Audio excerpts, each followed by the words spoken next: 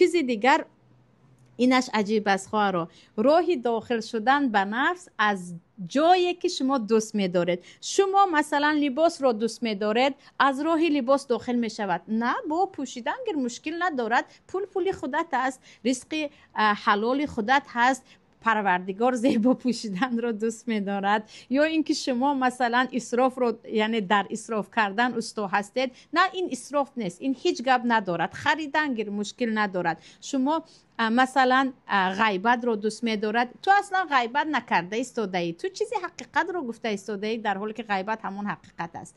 نه کردن گیر، یعنی هر چیزی که شما دوست می‌دارید با همون رو داخل می‌شود. فیلم دیدن رو دوست می‌دارید، از راه فیلم تماشا کنی. ریا رو دوست می‌دارید، از راه ریا. برای همین چیز رو دوست می‌داریم باید فکر کنیم. این چیزی که ما دوست می‌داریم در آن باز همون در ترازوی ایمان راست میگیرد یا نه.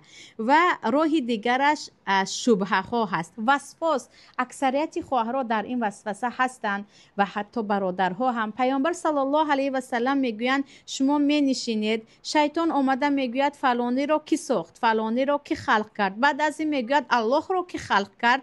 وقتی که این حالت به شما واخورد، اعوذ بالله من الشیطان الرجیم گوید و یک بار چی کنید؟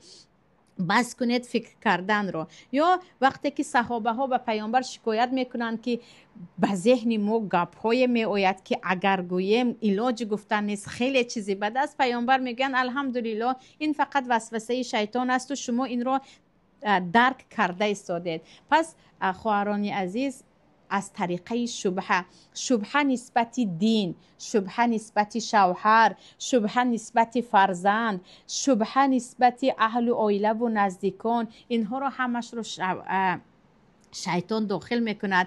ببین کنی همون او چیکار کرده ایستاده است، به فکرم درباره تو چنین میگوید، به فکرم او تو رو طلاق دادنی هست. در خوابش بعضی خواهرها میبیند که شوهرش طلاق داده است، دیگر تمام هفته با شوهر میجنگد که من چرا این گونه خواب دیدم، بیخبر از آن است که خواب از طرف شیطان بود. یا اینکه خیلی گفتم اگر مردی شاید که قبر عذابش نباشد، شاید که امروزه مثلا لذت های دنیا رو همش رو حرام گفته ترک کردی، در آخرت هم الله تو رو سوزاند. یعنی این گونه شبهه ها می آید که از این وسوسه ها به الله باید پناه طلبید. و چه خیلی گفتم شما یک باره وقتی که از این راه ها شیطان وسوسه میکند، از راه ایمان باید به این وسوسه ها جواب گوید و به یگان تای این نباید تسلیم شویم.